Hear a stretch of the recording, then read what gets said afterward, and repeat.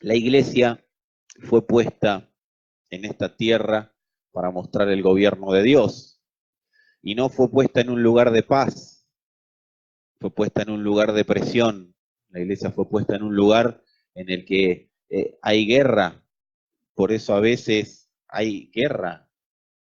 No sé si soy claro, porque estamos bajo tiempos en el cual el sistema mundial está bajo presión, desde siempre está bajo presión, pero en estos tiempos la presión es cada día más evidente, cada día se nota más, por eso trabajamos y venimos hablando, alguno de ustedes dirá, pero otra vez la presión, es que no nos podemos cansar de hablar de determinados temas cuando son temas corrientes y son temas que nos ocurren, son cosas que nos ocupan, son cosas que nos pasan cotidianamente.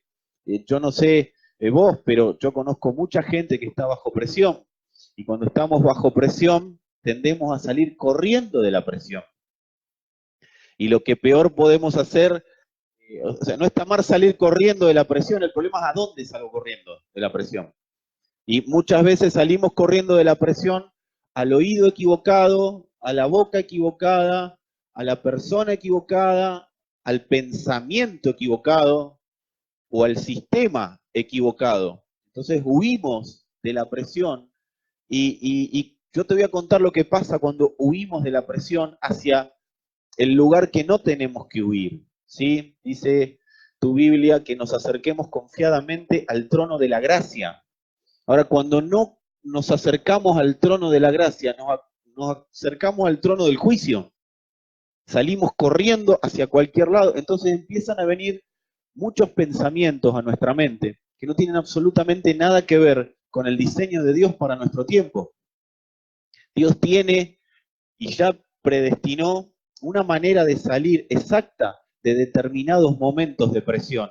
Cuando corro hacia el lugar equivocado, yo voy a salir de la presión o intentar hacerlo con mis propios métodos. Y cuando lo hago con mis propios métodos es cuando empieza todo mi sistema a fallar. ¿Sí? Si no falla por la salud, falla por la finanza. Si no falla por la finanza, falla porque me enojo seguido con alguien. Eso sé que a nadie le pasa acá, pero hay una iglesia en Tailandia que toda la gente le pasa eso, se enoja mucho. Entonces, empezamos a correr a lugares equivocados. ¿Por qué? Porque en el único lugar que hay paz en el medio de la presión es en el trono de la gracia. Vos me decís, pero yo habito en Cristo, sí, bueno, pero demostralo. Porque necesitamos correr al lugar indicado. Así que necesitamos ponernos en órbita, ponernos en entendimiento de esto.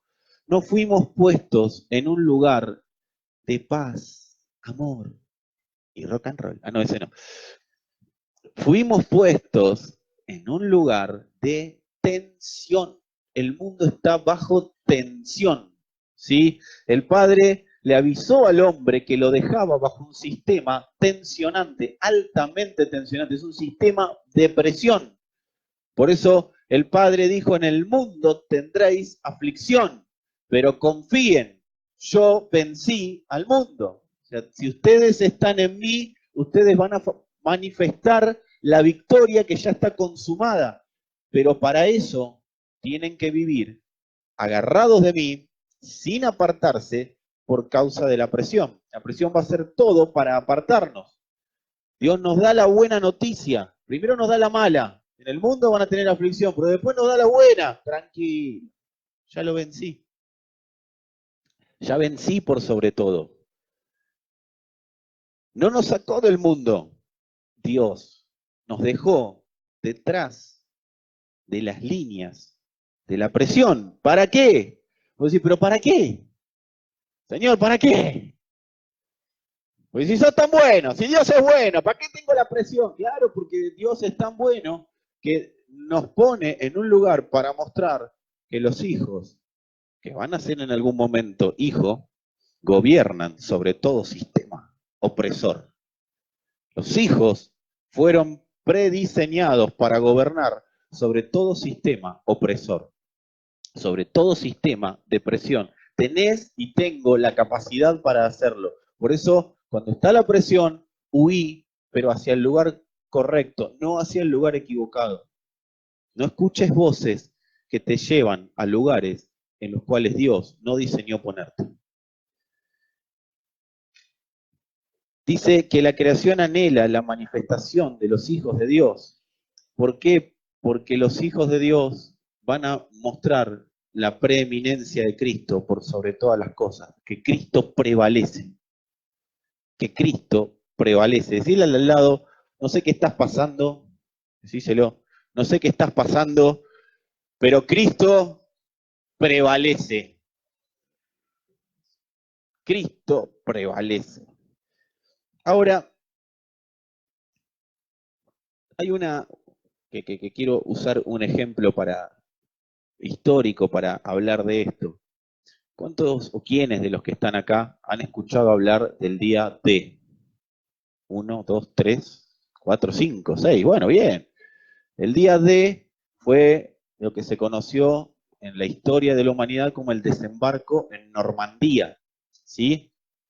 Y fue el momento en el cual los aliados se desembarcan en ese lugar para tomar Francia, para recuperar Francia y quitársela a Hitler, ¿sí? ¿Estamos claros hasta acá?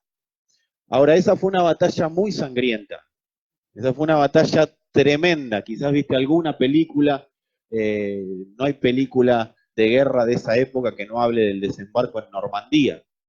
De hecho, ¿alguno vio la película Rescatando al Soldado Ryan? Bueno, eso fue el desembarco en Normandía. Cuando salen, desembarcan, son parte del desembarco ahí. Cuando ellos entran a Normandía, fue una batalla de más de un día, hasta que lograron tomar Normandía los aliados, y a partir de ahí empezaron a penetrar las líneas alemanas que estaban en Francia. Y una vez que pudieron penetrar las líneas alemanas, eso fue haciéndose escaladamente, fueron entrando, y hasta que cuando los alemanes se quisieron dar cuenta estaban rodeados dentro de su propio territorio. ¿Sí? Eso, eso pasó históricamente, y eso es lo que el Señor determinó hacer con su iglesia. Desembarcar, ¿sí? Ya nos desembarcó, ya nos puso para que tomemos territorio, y en cada lugar donde se mueva un hijo que entiende que se fue puesto en esta tierra para gobernar sobre la presión, va cercando todo sistema antidios. Por eso dice la Biblia, las puertas del Hades no van a prevalecer contra la iglesia, porque la iglesia va a empezar a tomar, o sea, eso no habla de, estamos acá esperando a ver, a ver si avanza o le retrocede el infierno. No, no, nosotros caminamos, vamos hacia adelante. ¿Cuántos alguna vez anduvieron en ruta con auto? ¿Sí? Casi todos los que están acá. Y los que no anduvieron en ruta con auto, seguramente en algún momento se han metido o han visto que cuando llega un auto de la ruta, llega todo lleno de bichos. ¿Sí? En el paragolpe, en el parabrisa, donde sea, ¿sí? En la boca del que sacó la cabeza por la ventanilla. Pero llega y está lleno de bichos. ¿Y eso por qué? ¿Porque los bichos vinieron hacia el auto? No, porque el auto se metió donde estaban los bichos. ¿Y por qué quedan los bichos así, contra el parabrisas? Por una sencilla razón, porque el auto va a tal velocidad que los bichos no pueden detenerlo. El diablo está sobre mí. El diablo me ataca. El diablo. Basta con ese fracasado. Vos estás dentro de un sistema que lo único que él tiene que hacer es retroceder. Y si se mete con vos, queda como los bichos. Me llegan a sacar una foto y son expulsados de abundante gracia quienes lo hagan. Ya está, no lo voy a hacer más porque ya me inhibieron. Listo.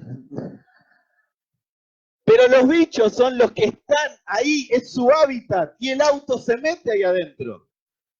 La iglesia, amados, fue diseñada para soportar toda la presión de bicho, paloma, todo lo que se meta en el medio de la iglesia va a ser arrastrado por la iglesia. Quizá quedamos un poco sucios y hay que ir al lavadero después de semejante, después de meternos donde nos tenemos que meter. Pero simple, vamos, nos limpiamos, ¿A dónde? En el trono de la gracia. Así que tené paz, decirle al lado, los bichos están ahí y van a retroceder. Seguite metiendo donde te tenés que meter. Hay gente que dice, no, porque si yo hago esto, el diablo hace lo otro. ¿Y qué te importa si no tiene poder, no tiene dominio, no tiene autoridad? Hacé lo que tengas que hacer. Y si salís un poco sucio, el cuerpo te va a lavar. Pero nunca te apartes del cuerpo en un momento de presión. Pero tampoco bajes la ventanilla y saques la cabeza. Porque ahí sí te puede costar un ojo, una nariz, la boca o atragantarte con los bichos. ¿Estamos? ¿Estamos bien? El otro día veía una serie que a cada rato decía, ¿estamos bien? Estamos bien. Vos decís, sí, no ves que está bien, ya te lo dije. En el día de, como hablábamos recién, lo que empezó a pasar fue que el ejército aliado empezó a ejercer influencia dentro del territorio enemigo. Cuando nosotros vamos en la ruta, lo que estamos haciendo es ejercer influencia sobre ese hábitat, sobre ese ecosistema. La iglesia fue puesta para ejercer influencia. Decirle la palabra clave que tenés que entender hoy es influencia. Influencia. Ahora, influencia hay que pasarla por la matemática de Dios. ¿Quiénes que están acá conocen la matemática de Dios? No se me adelante multimedia porque no me van a dejar desarrollarlo. Ya las veo que están antes de que yo lo diga. Son profetas. ¿Qué dice la matemática de Dios? La matemática de Dios dice, muchos puede no ser influencia. Desde la óptica de Dios, desde su matemática, que seamos muchos no significa que seamos influencia. Por eso acá no se trata de evangelizar, se trata de ser influencia. Decí conmigo, muchos pueden no ser influencia. Pero en la matemática de Dios, uno sí es influencia. En la matemática de Dios, muchos, dice que llamó a los muchos. ¿Pero para qué los llamó a los muchos? Para que sean uno. Los muchos desperdigados no son influencia. Los muchos en el uno son la influencia que va a vencer todo sistema opresor ante Dios.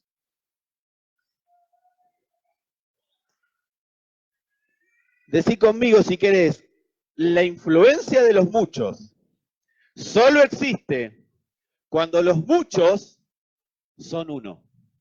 ¿Qué va a hacer el sistema de presión? ¿Qué va a hacer todo este sistema opresor? Trabajar para que los muchos sigan siendo muchos. Por eso, el éxito de la religión fue salir a buscar muchos, en vez de formarlos en uno. Nosotros necesitamos entender que muchos, siendo muchos, nunca vamos a ejercer influencia y siempre vamos a tener la presión encima nuestro y siempre la presión nos va a gobernar y siempre vamos a creer que el diablo tiene herramientas nuevas para volvernos locos, para detenernos, para frenarnos. No voy a orar, vamos a orar para poder llegar a la iglesia. No oré para llegar, caminá y llegá.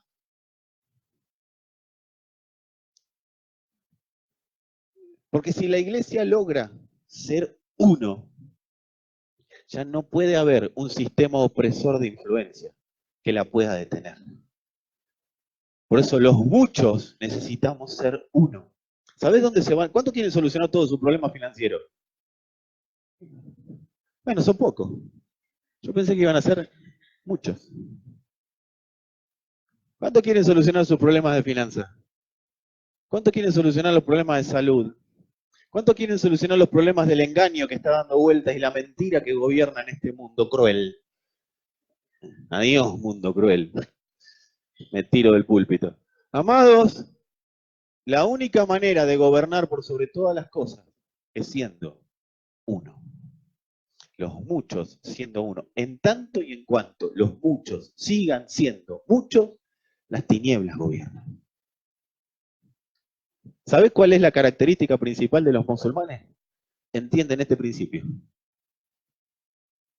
No viven para sí, viven para Alá. ¿Equivocados? Sí. Y trabajan en función de uno. Trabajan en función de un solo objetivo. Pueden estar 15 años haciendo lo que no tienen que hacer. 15, 20 años infiltrados en un país, haciendo cosas que no les gustan hacer, pero ellos saben que cuando se levanta un teléfono, provocan el atentado y los muchos son uno y todos festejan lo que pasó ese día.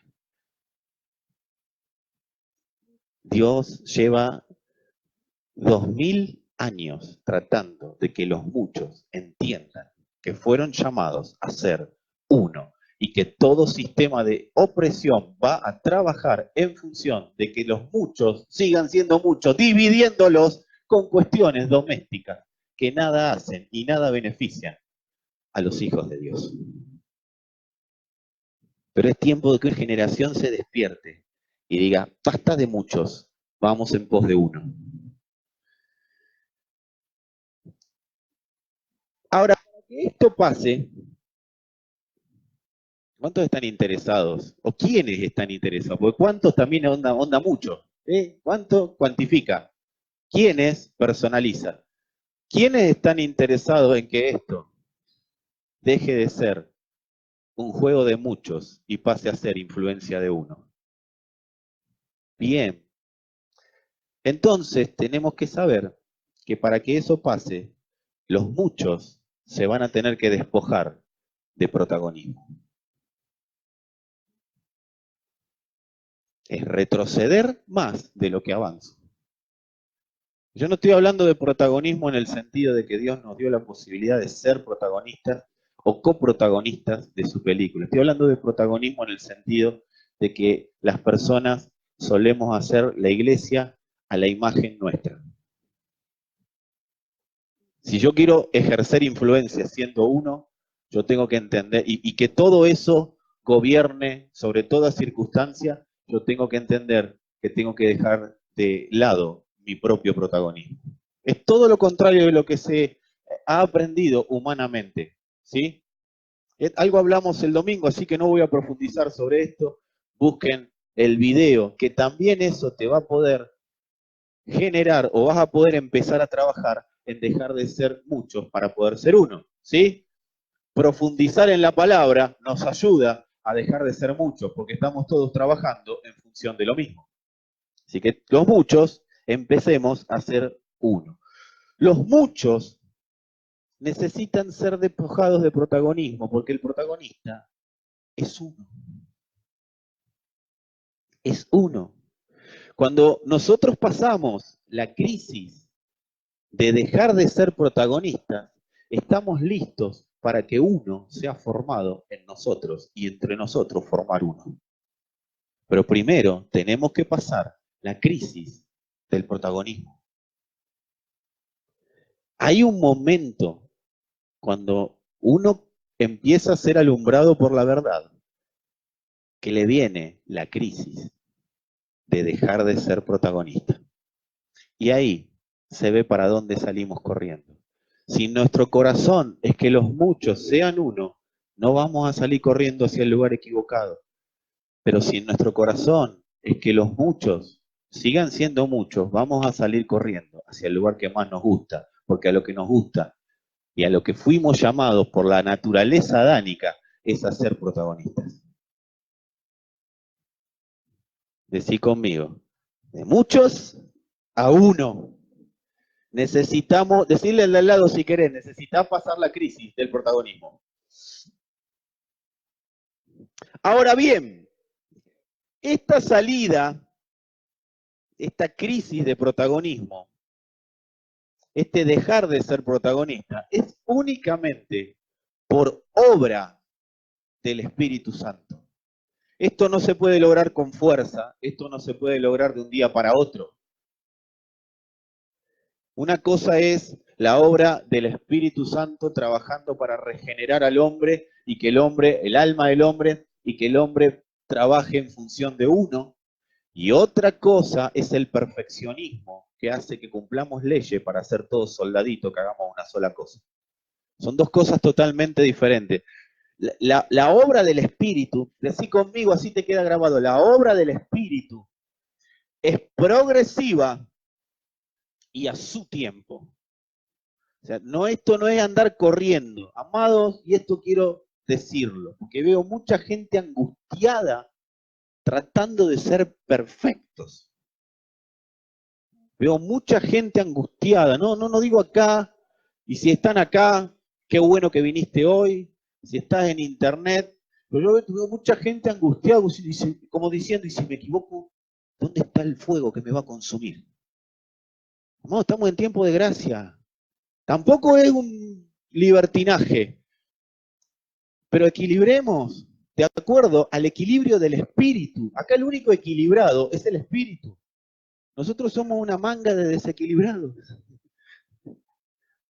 Ayudá a predicar, ayudá al pastor acá, que está más desequilibrado que vos. Decí conmigo, sin el espíritu somos una masa de desequilibrados. Mirá lo que acabas de decir, lo que te hice decir, no podés. Amado, en serio, sin el espíritu nos desequilibramos así. Es el espíritu el que dice, acomódate. Por eso dice la Biblia, acomodando lo espiritual a lo espiritual. Esto es progresivo y por el... ¿Y cómo se hace? ¿Cómo se hace? ¿Cómo se hace? No importa cómo se hace. ¿Por qué tanto interés en saber cómo respirar? Si te pones a pensar cómo respirar, te morís. Porque no respirás pensando cómo se respira. Tranquila, Vicky, no te voy a hacer pasar a dar la charla del otro día. El viernes en Academia de Verdad Presente hicimos una charla sobre respiración. Y no estoy hablando de... No, estoy hablando de cómo se respira. Claro, cuando yo miraba, y yo no me pongo a pensar en todo eso a la hora de respirar. La obra del Espíritu no necesita ser explicada, necesita ser vivida. Necesita ser vivida, amado. El Evangelio no es para vivir. Paremos con la tensión del perfeccionismo. El perfeccionismo tiende a ser una rama del estoicismo. Después búscalo hasta en Wikipedia lo puedes encontrar. No te voy a decir en el libro de los griegos, no, búscalo en Wikipedia o en Google. Amados, el perfeccionismo es una rama del estoicismo. Los estoicos buscaban la perfección del hombre a través de sus obras. Tenemos que bajar un poco entre nosotros y en nosotros. El Espíritu es el que está haciendo la obra. El Espíritu hace una obra progresiva. No se trata, decí conmigo, no se trata de vivir angustiado. Se trata de vivir atento. Esta es la obra del Espíritu. Yo atento a su voz. Atento a su voz. Cuando el Espíritu habla, yo actúo, las cosas pasan, Cristo gobierna esa área. Vamos por otra, dice el Señor. Y vamos por acá, y así, esa es la vida del Espíritu. Esa es la vida del Espíritu. Ahora, es progresivo, es su obra, pero es un proceso que lleva a buen fin.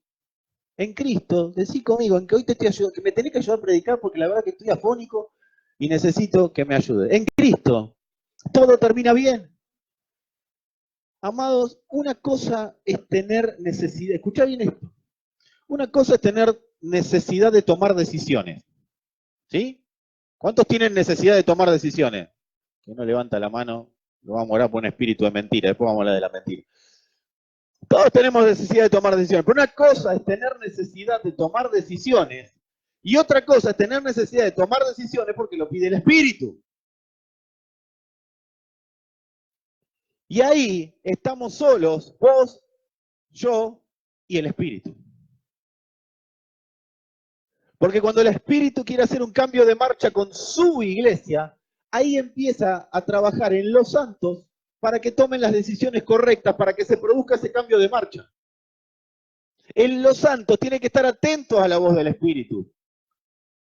Porque a veces, quizás, el Espíritu no va a regenerar esa área que vos tanto te gustaría que regenere, y está desesperado diciéndote, no es ahí, no es ahí, no es ahí. La regeneración desde esto. No, pero yo desde que escuché esa palabra, yo empecé a modificar esto, ¿y por qué no hay fruto? Porque nadie te lo pidió. Empecé a cambiar aquello, empecé a cambiar lo otro, y nadie te lo pidió.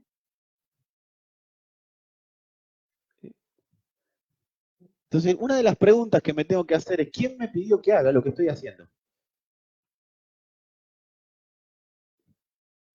¿Fue la letra o fue el espíritu? Porque te podía haber leído todos los versículos bíblicos y podía haber leído Condorito también, que a los efectos de que si no habló el espíritu es lo mismo. ¿Condorito sigue estando? Sí, está todavía, gracias. Patorucito para los de mi época, Mafalda. Amado, si el espíritu no habló, no te mandé a hacer cosas porque estás por tu cuenta. Tratando de ayudar a Dios a que produzca una regeneración. Mira, en el nuevo pacto, en el antiguo pacto, y no hay más pacto, pero si habría otro pacto sería igual. El Señor fue claro, no es con fuerza, es con mi espíritu. No es con fuerza. Acá no se trata de que yo tengo ganas de cambiar, se trata de que el espíritu necesita juntar a los muchos para que sean uno. ¿Para qué? ¿Para levantar en alto el espíritu? No, para levantar en alto a Cristo. Para que Él gobierne. Entonces, si vos si te preguntaste alguna vez, ¿por qué no veo fruto en lo que estoy haciendo? Te acabo de responder a la pregunta existencial de tu vida. Porque quizás nadie te pidió que hagas lo que estás haciendo. Pero la Biblia lo dice, sí, la Biblia dice muchas cosas. Edom mató a su hermano, dice la Biblia, y no volvió a ir a matar a nadie. Hay momentos y momentos. Porque el Espíritu nunca va a pedir que hagamos algo que no está conforme a nuestra madurez. No te puede mandar a hacer algo que vos todavía no tenés la madurez para hacerlo. Ni yo. Porque una buena que tiro, déjenme la receta a mí también. ¿Sí? Así que una cosa es tener necesidad de tomar decisiones, pero otra cosa es tomar decisiones porque lo pide el Espíritu. Y otra cosa muy distinta es tomar decisiones porque lo pide la letra. ¿Y cómo me doy cuenta? ¿Cómo me doy cuenta? Pregúntame, dale. Bueno, los que quieran saber lo que me lo preguntaron, se los voy a decir en una reunión privada que vamos a tener otro día. El resto no le cuento nada. Amado, el Espíritu no perturba a las personas. El Espíritu no es perturbación. Si vos salís de un lugar perturbado, una cosa es salir con la necesidad de hacer cambios porque el Espíritu me lo dijo. Pero otra cosa es salir perturbado, a tirar manotazo de ahogado como ciego nuevo y empezar a tratar de hacer la obra de Dios, ¿viste?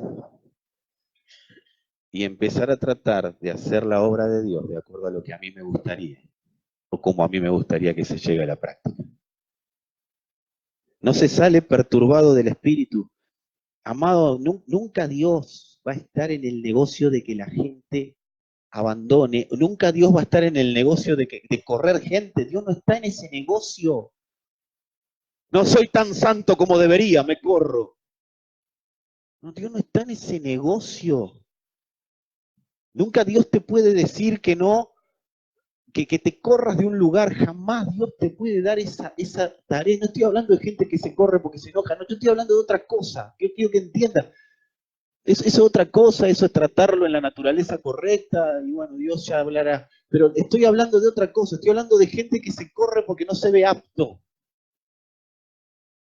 y cree escuchar la voz de Dios que le dice, no estás apto. ¿Sabes de qué te tenés que asegurar? De que tenés el corazón correcto. ¿Cuál es tu corazón? ¿De protagonista o que los muchos sean uno? Si tu corazón es que los muchos sean uno, tranquilo, tranquila, más tarde o más temprano vas a escuchar el Espíritu. El Espíritu te va a hablar, te va a hablar, te va a hablar. Y hasta un momento de decir, ¡cállate la boca y escúchame! De alguna manera se va a hacer entender, porque Dios no se puede privar de personas que están determinadas a formar a uno entre los muchos.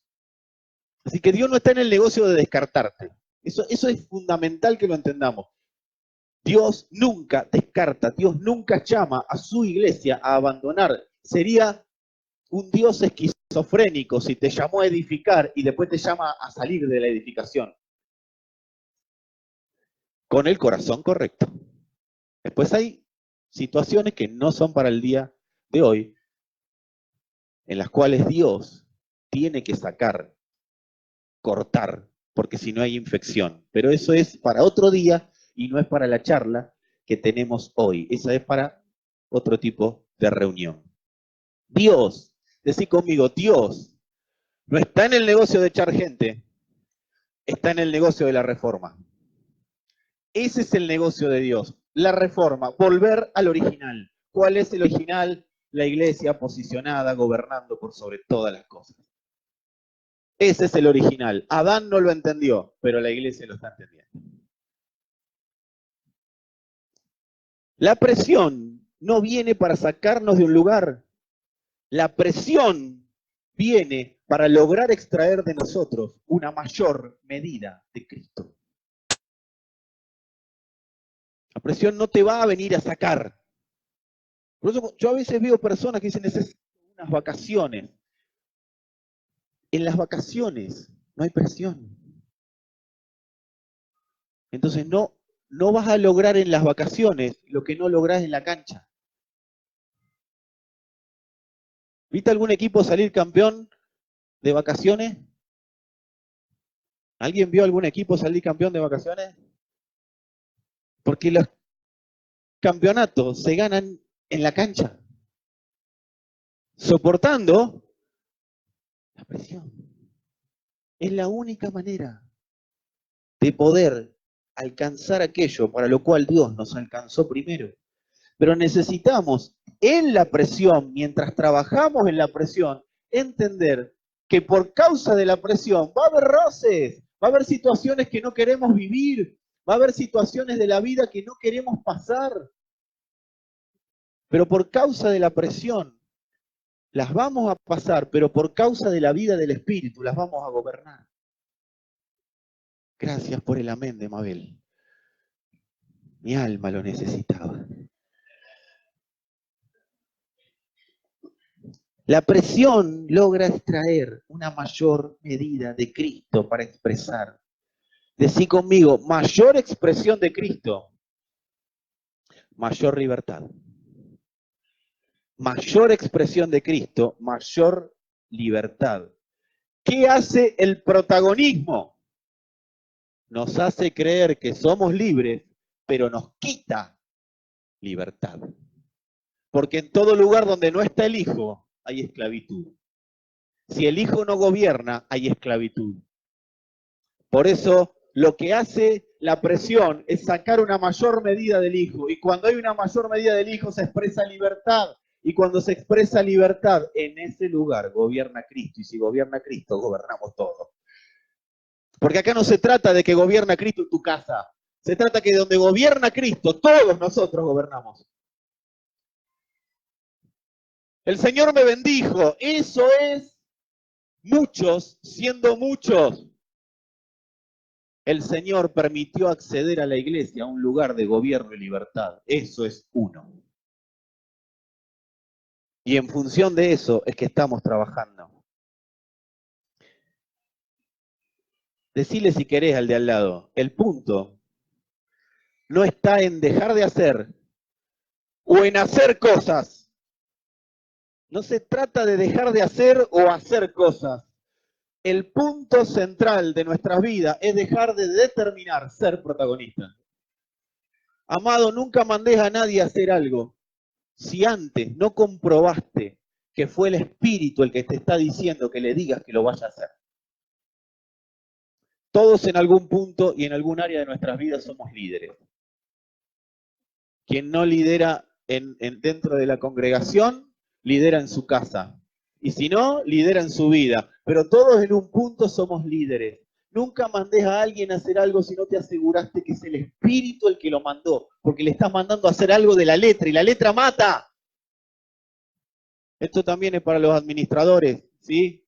Nunca mandemos a las personas a hacer algo sin estar seguros de que fue el Espíritu el que nos dijo que lo vayamos a hacer. O que le digamos a la persona que lo haga. ¿Pero es lo correcto? Sí, es lo correcto, pero quizás no tiene la madurez hoy para entenderlo desde el Espíritu, o para vivirlo en el Espíritu. Entonces le vamos a hacer a Cori mantener la casa. ¿Y sabe lo que va a hacer Cori manteniendo la casa? Se mueren todos de hambre. ¿Tiene la capacidad? Sí, porque fue dotada de todo. Antes de la fundación del mundo, en Cristo, tuvo la capacidad, tiene la capacidad por Dios para hacerlo, pero no tiene la madurez para llevarlo a la práctica.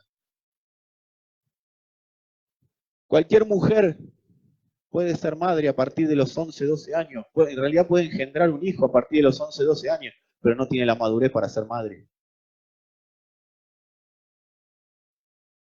Una cosa es tener la capacidad para hacerlo y otra cosa es tener la madurez para vivirlo.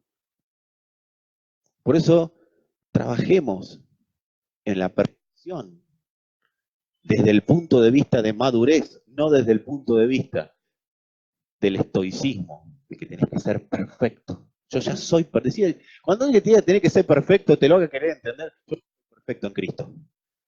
Y si no se escuchó, lo digo de nuevo. Yo ya soy perfecto en Cristo. Y mientras voy caminando, yo no tengo que andar haciendo, dejando de hacer cosas que el Espíritu no me diga. Lo que sí tengo que determinar, ¿cuánto quieren que el Espíritu les hable? La única manera de que el Espíritu nos hable es entendiendo dos cosas. Primero, no me va a hablar de lo que tengo ganas, siempre me va a hablar de Cristo. El Espíritu no habla de otra cosa que no sea de Cristo. No tiene intenciones ni interés. El Espíritu me reveló que el hermano no tiene, el Espíritu no te reveló, primero te reveló a Cristo. Pues si primero no te revela a Cristo, vos vas a juzgar al hermano con tu ley. Pero si te revela a Cristo, vas a juzgar al hermano con gracia. Si vos y yo somos personas que juzgamos a las personas sin gracia, es porque no es el Espíritu mostrándonos. Porque si hay gracia, es el Espíritu. ¿Y sabes cuál es la gracia? Fui comprado, fui adquirido, fui perdonado. Toda deuda que había fue cancelada. ¿Cómo puedo ponerme en juez de otro? Ahí yo juzgo con gracia. Decí conmigo, decíle al lado si querés, pero este va a ser es un pensamiento filosófico tremendo. Decirle así. A veces se nos escapa la tortuga. ¿Se entendió? Vos que tenés tortugas, Leo, en tu casa. Complicado que se te escape la tortuga. ¿Sabés por qué se puede escapar una tortuga? Porque estoy distraído. Pero no que me distraje como un perrito que se escapa, no, para que se te escape una tortuga. 3, 4 días distraído. Amados, y vamos entendiendo que el Espíritu nos va a hablar, número uno, siempre de Cristo, siempre, siempre. Y número dos, nos va a hablar solamente si determinamos dejar de ser protagonistas. Es de la única manera que nos va a hablar el Espíritu, cuando dejo de ser protagonista. No hay manera que el Espíritu le hable a un protagonista, porque el protagonista vive en el alma y Dios no le habla al alma del hombre. Dios no le habla a Adán. Dios no tiene nada que resolver con Adán. Ya resolvió con Adán. Nada, absolutamente nada. Adán pertenece a otro pacto. Es el pacto de Adán con la serpiente, que hoy no lo voy a hablar. Y no es muy bíblico, pero a los efectos administrativos lo podemos charlar.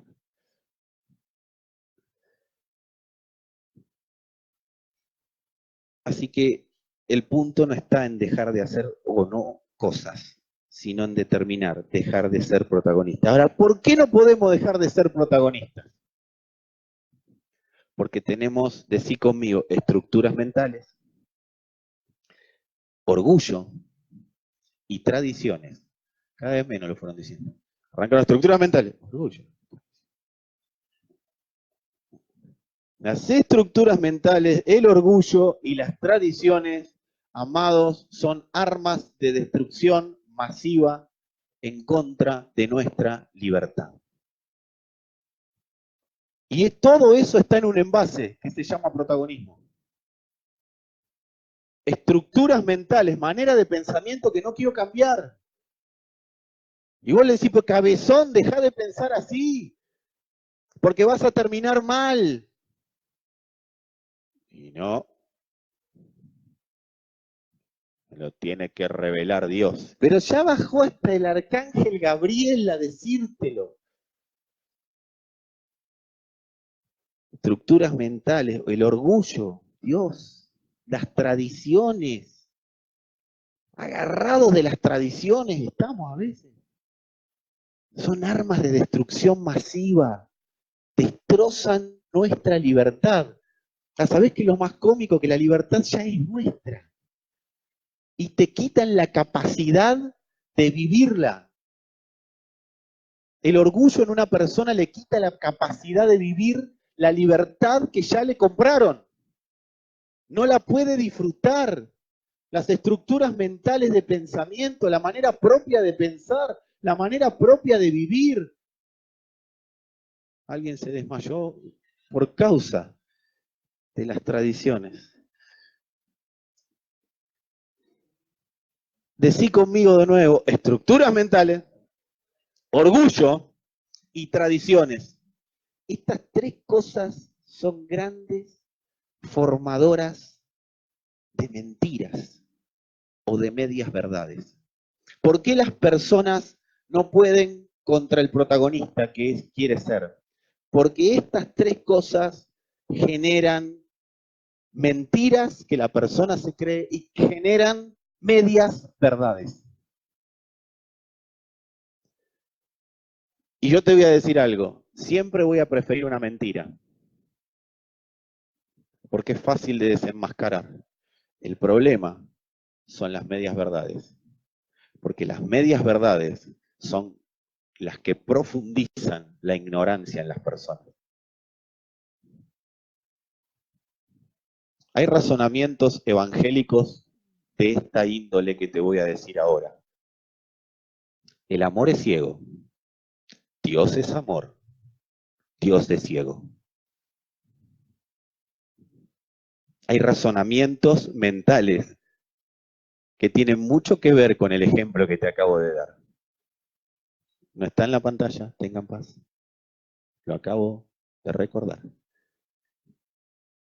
El amor es ciego, Dios es amor, y el razonamiento dice, entonces Dios es ciego. Y se armó la media verdad. Y el tipo convencido salió a decir que eso es verdad. ¿Cuántos conocen la historia del loco Mario? ¿Alguien conoce la historia del loco Mario acá? ¿La puedo contar? ¿Me dan 5 minutos más de la prédica para poder contar la historia del loco Mario? El loco Mario un día se levanta a la mañana y le dice a la esposa, ¿vos sabés que estoy muerto? Bueno, ya ahora la saben todos. Empiezo a contarla y todos saben la historia del loco Mario. Recién no la sabía ninguno. El loco Mario le dice a la esposa, ¿vos sabés que estoy muerto? Y la esposa le dice, no, Mario, si estás acá, ¿cómo vas a estar muerto? Y la esposa le dice, Mario, ¿estás vivo? Y Mario le dice, no, estoy muerto. ¿No ves que estoy muerto? ¿No ves que estoy frío? La esposa le dice, no, Mario, ¿tenés la temperatura del cuerpo? No, estoy muerto, estoy frío. Bueno, la esposa, cansada un día, lo lleva al psicólogo. Entonces se sienta con el psicólogo y el psicólogo le dice, ¿qué le pasa, señor? Y el loco Mario le dice, le vengo a decir que yo estoy muerto. Pero señor, Si usted está vivo y se nota, usted está hablando. Sí, los muertos hablan, lo comprobé. No, señor, los muertos no hablan. Y yo estoy hablando. Y como estoy muerto, le estoy diciendo que los muertos hablan.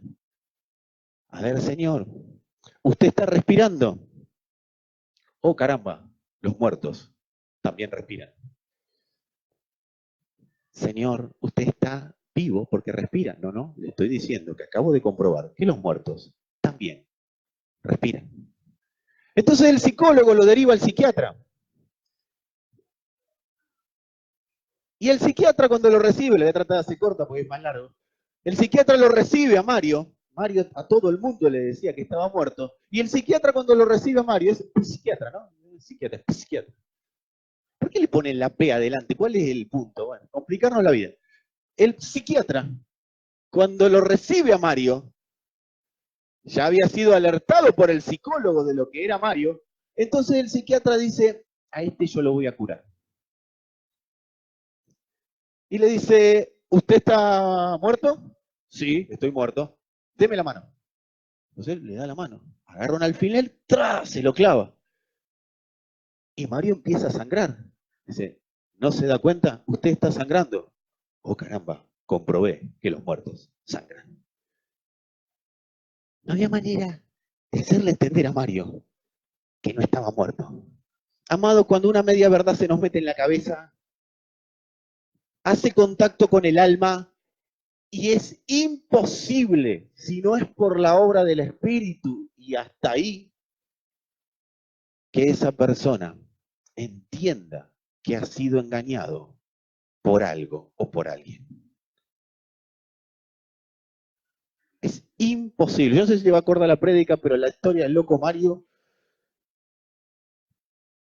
amados, la media verdad nos profundiza tremendamente la ignorancia y la ignorancia juega a favor de ser muchos. Iglesia nos deja en la mentira, como bien nos explicaba Mabel hace unas semanas. Y la mentira es la que nos hace esclavos siendo libres. Ahora, ¿por qué nosotros permitimos la ignorancia en nuestras vidas? Por una sencilla razón. Ignorancia tiene apariencia de barata. La ignorancia es barata. Hermano, venga que Dios lo va a bendecir. Es barato. Hermano, venga que Dios lo va a sanar. Hermano, venga que Dios pare de sufrir. Es barato. La ignorancia tiene apariencia de barata. Ahora, ¿cuál es el problema? Termina siendo carísima.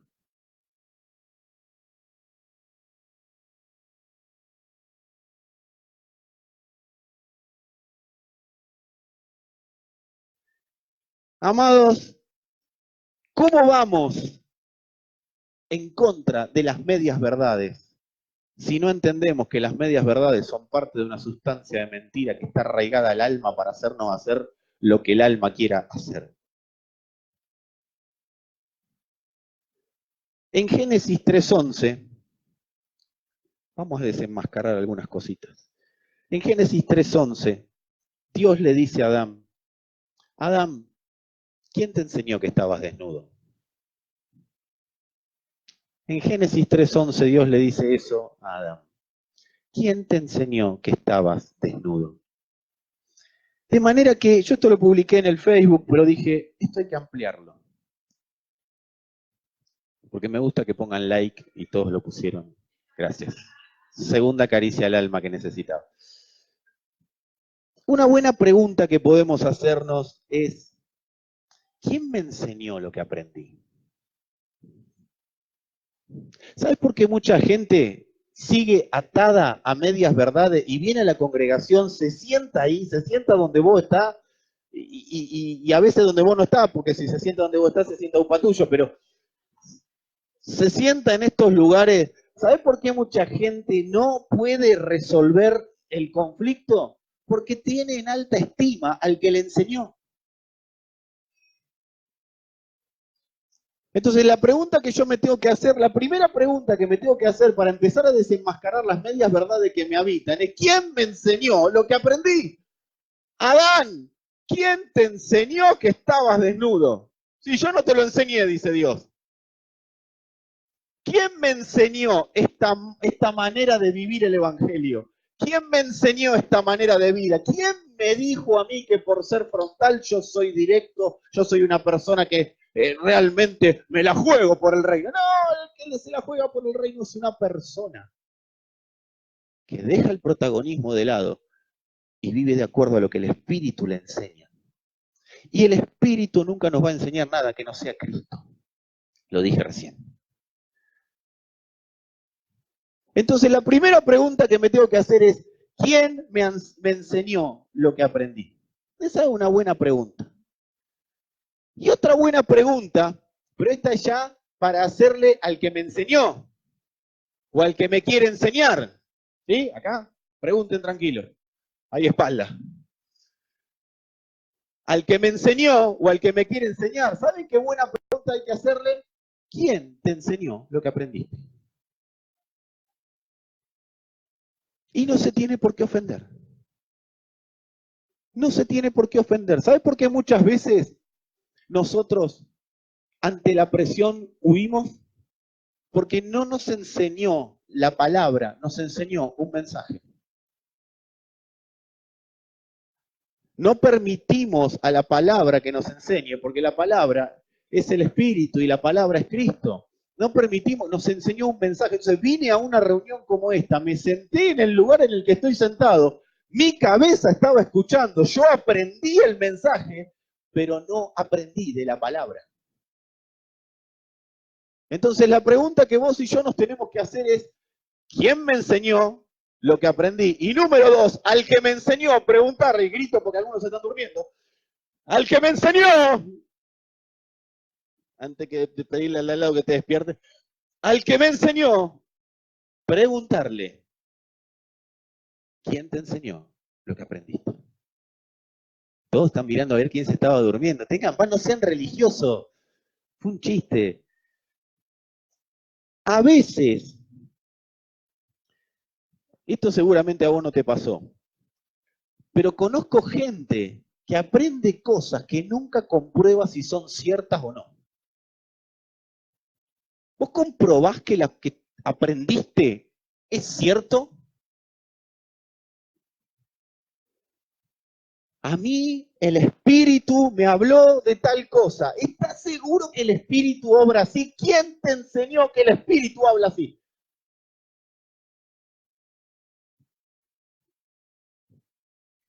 No, a mí me enseñaron a profetizar así. ¿Quién te enseñó? Porque vamos toda a la casa y le preguntamos: ¿y a vos quién te enseñó? La primera pregunta que me tengo que hacer es: ¿quién me enseñó lo que aprendí? Tengo que comprobar si lo que aprendí es cierto. Por eso dice: midan los espíritus. Fíjense quién les está enseñando. Y fíjense si lo que les enseñaron viene de Dios. Porque si no viene de Dios es mentira. Ahora, ¿cuál es el problema? Que el que me enseñó tiene reputación. Y como tiene reputación, damos las cosas como que son y funcionan. Pero vos te das cuenta que después no funcionan, pero las seguís practicando igual. Porque algún día va a funcionar. Y entonces seguimos. ¿Saben qué entramos? Dios lo hará. Y Dios dice: no voy a hacer nada porque a vos te enseñaron algo. Te enseñé. Pero como nos cuesta, acuérdense, estructuras mentales, orgullo y tradiciones. Por causa de las estructuras mentales, por causa del orgullo y por causa de las tradiciones, no vamos a decir: me equivoqué, aprendí mal, esto no tiene que ver con el mundo espiritual, acá no está Dios hablando. No, no, la persona se emperra, ¿no? Sí, eso es. ¿Se puede decir se emperra? ¿O está mal? ¿Ya lo dije? No. No des por verdad nada, amado, amada, no des por verdad nada que no esté escrito.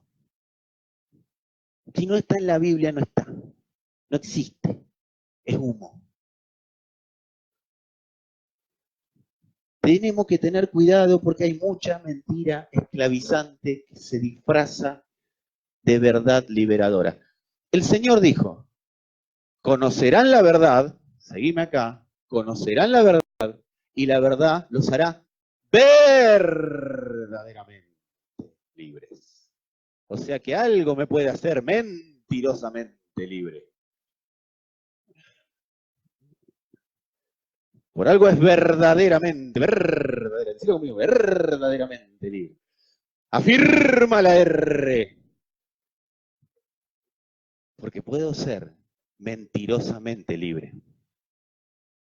Necesito ajustar ahí.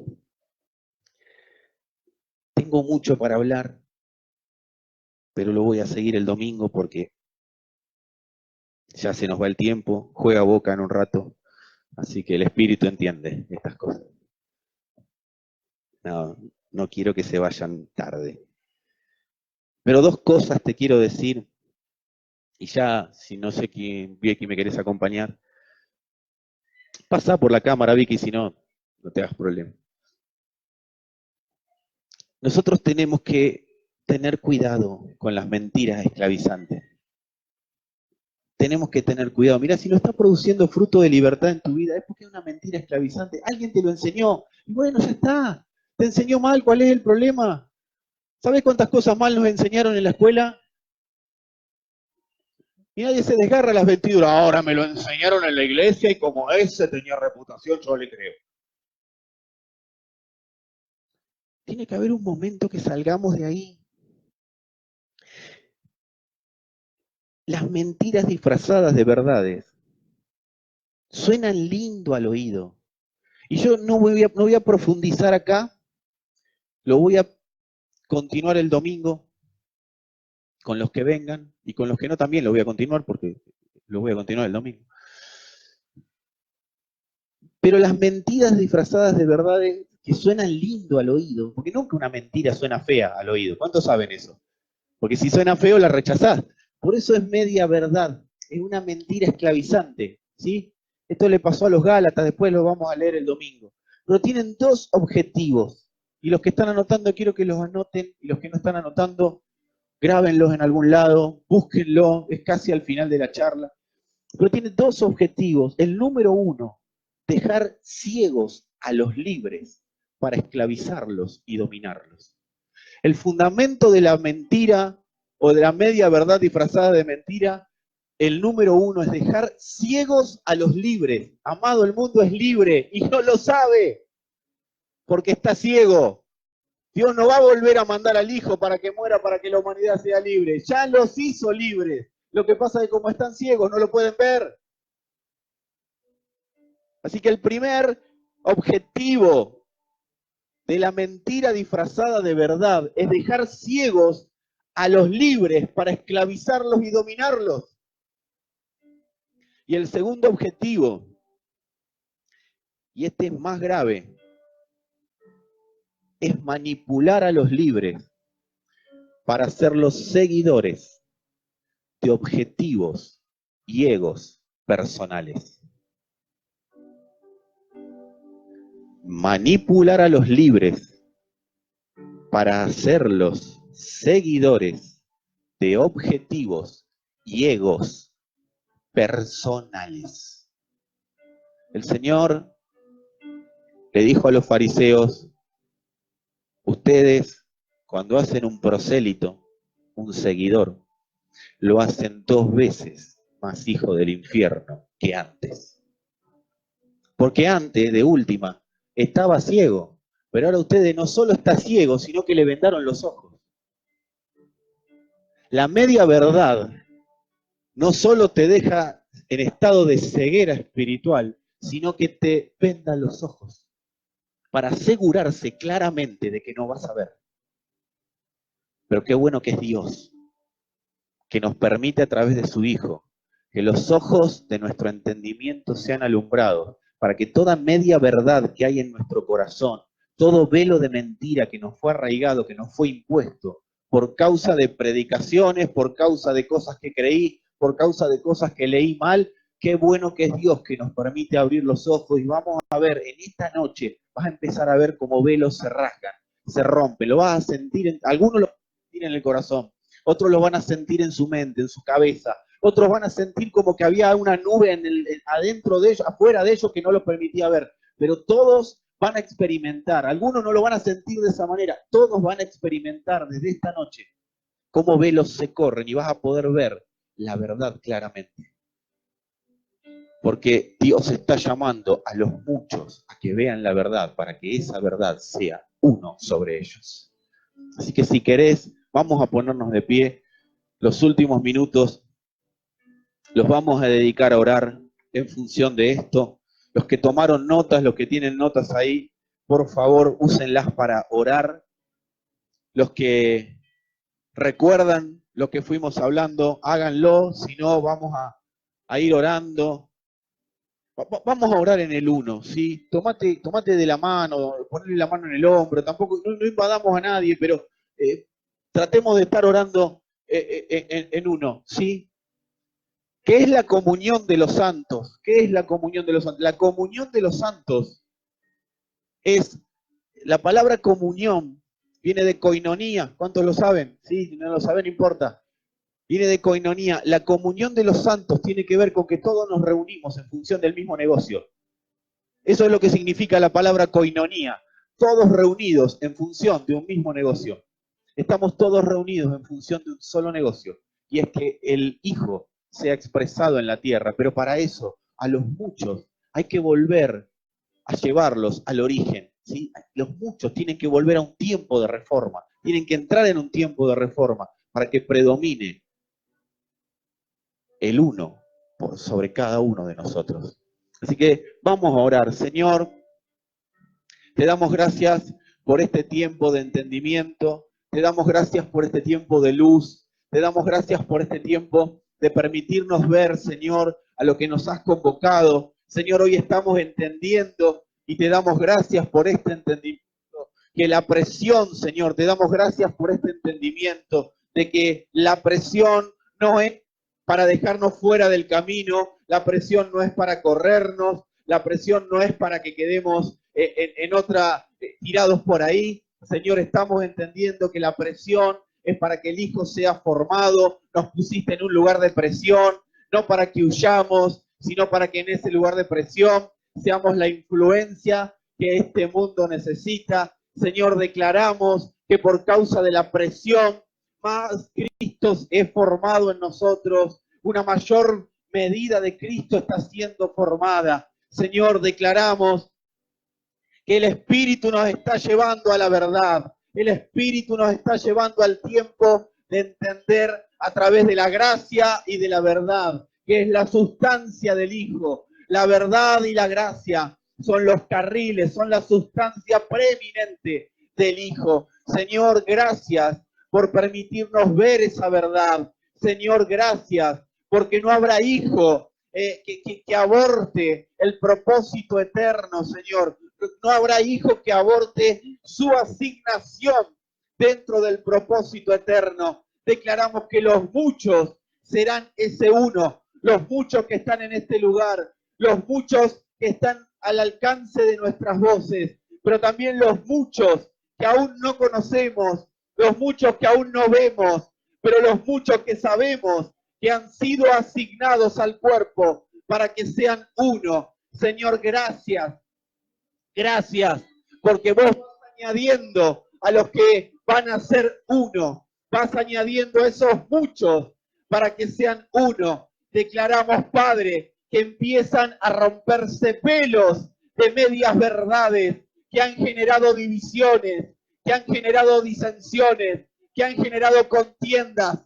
Señor, se caen los velos de las estructuras mentales, del orgullo, de las tradiciones, esos velos que han sido edificados en el alma, así como un entretejido, han sido como entretejidas, ¿para qué? Para distorsionar el objetivo de los santos. Señor, declaramos que los velos se caen, que los velos se corren, no para beneficios personales, pero entendiendo que cuando los muchos son uno, los muchos son beneficiados en todas las cosas que fueron predestinadas para el uno. Señor, declaramos ruptura de velos, se rompen. Personas que han estado bajo momentos de tensión y depresión, no por causa de circunstancias, sino por causa de esa medida de perfeccionismo que han intentado vivir, que han intentado llevar a la práctica.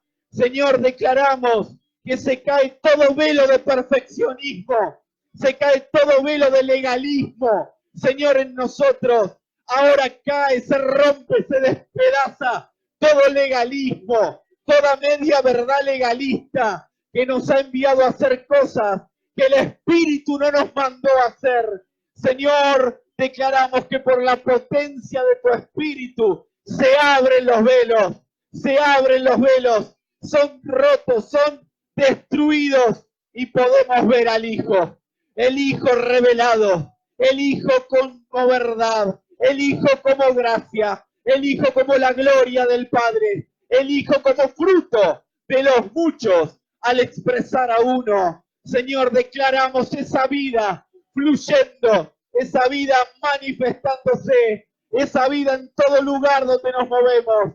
Señor, declaramos que los muchos no caerán, Hay personas en este lugar que han sentido que han sido excluidas del camino. Hay personas en este lugar que me están escuchando que por palabras mentirosas, que por medias verdades, que por causa del legalismo creen que no califican más y están sobreviviendo y están subsistiendo y están esperando que pasen sus días y están esperando que las cosas se sigan sucediendo. Amado, amada, eso es mentira y hoy esa mentira es desenmascarada. Si el Padre te llamó, si el Padre te fue a buscar, si el Padre te alumbró para que siendo muchos seas uno, el Padre no te excluyó. Hoy se rompe el velo de esa mentira. Se cae en esta ciudad el velo de esa mentira. Y los muchos que están sintiéndose relegados, que están sintiéndose condenados, vuelven al uno. Los jóvenes que han sido corridos por causa de la religión en esta ciudad, ahí en Entre Ríos, ahí en Santa Fe, en todo lugar donde nos están escuchando, esos jóvenes los llamamos, esos muchos los llamamos al uno.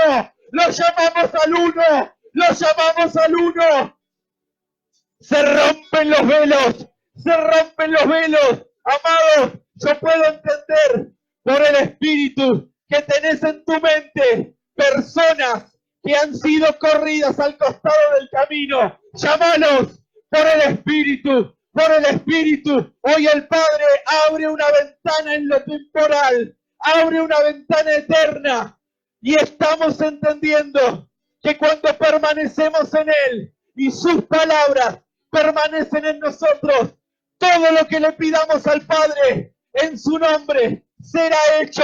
Pedí a esos muchos, porque hoy el Padre te manda a llamarlos al uno. Los llamamos al uno, llámalos por el nombre. Yo no los conozco, Padre, y vos sí. Llamalos al uno. Muchos de ustedes van a ser llamados a un tiempo de oración por causa de esta palabra. Se rompen los velos de la religión, son quebrantados, son destruidos. La religión ya no tiene más nada que hacer. Esa religión llena de medias verdades hoy es desenmascarada, no por un predicador, sino por causa de la palabra que estaba en la agenda de Dios para este tiempo. Vos que sos parte del uno, donde te muevas, quiero avisarte que te vas a encontrar con los muchos y vas a identificarlos, porque te van a preguntar, vas a ser ese detector que el Padre envía y en todo lugar donde te muevas vas a ver la luz resplandeciendo en esa persona para llamarlo al uno.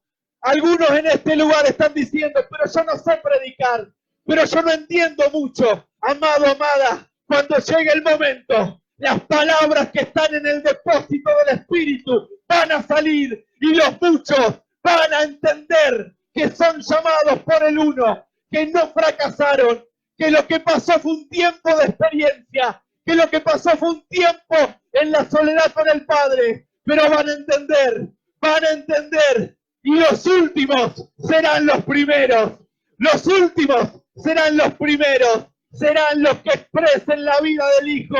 No des a nadie. Hay una palabra para algunas personas que tienen una carga importante. No des a nadie por perdido.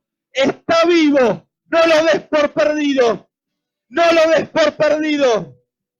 Está siendo entrenado. Está siendo alumbrado para encontrarse con vos. Así como Pedro se encontró con Cornelio y Dios les habló a los dos. Dios ya le está hablando a los muchos, que hay un tal Pedro que los va a ir a buscar.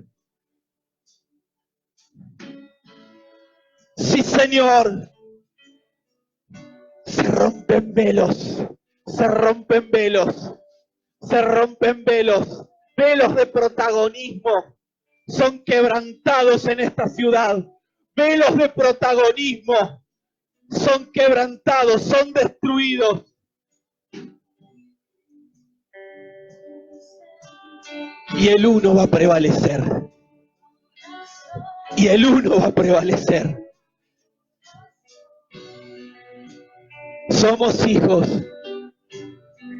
pero aún no se ha manifestado lo que hemos de ser.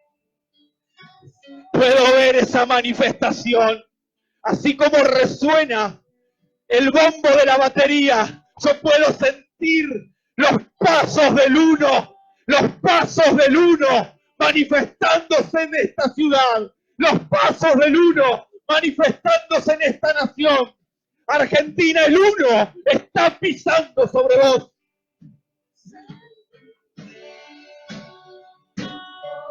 No te escapes de la presión.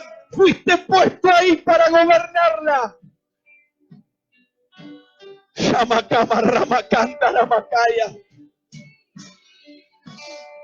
Shimanda Rebekeinda Ribakaya. Esas lágrimas que están en tus ojos son las lágrimas correctas, amados. Son las lágrimas correctas, amada. Porque son lágrimas a favor del uno. Sí, Señor. Llámalo, llámalo. Se abrieron los velos. Medias verdades cayeron en vos. Medias verdades cayeron en todos nosotros. Medias verdades cayeron ya en el sistema opresor religioso. Para que penetre la potencia del uno. Es su espíritu. Es su espíritu. Escucha el llamado de su espíritu. Escucha el llamado de su espíritu. Ora en función de eso. No te desesperes. Ya está pasando. Porque los muchos son alumbrados para ser uno. No por mérito humano, no por mérito de un pastor, sino porque ya están en la agenda del Padre para que eso se manifieste en este tiempo. Sí, Señor. Sí, Señor. Sentir un corazón contigo, Señor. Sentir, amado, un sentir. Un sentir. Un sentir. Un corazón. En una misma mente. Adoración. En un mismo sentir. Un sentir. Sí, Señor. Un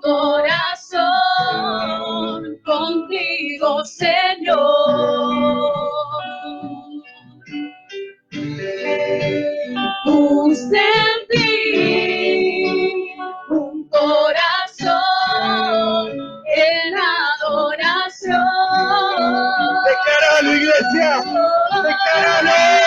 Y declaramos que somos uno, nos escogiste para gobernar. Caminaremos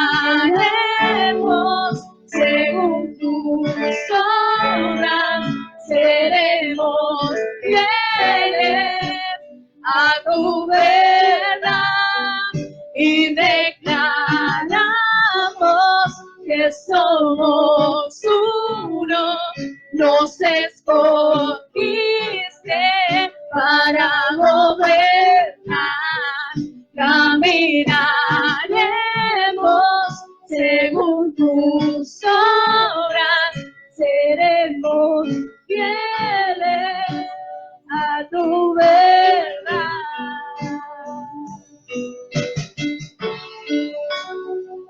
Por causa de esta palabra,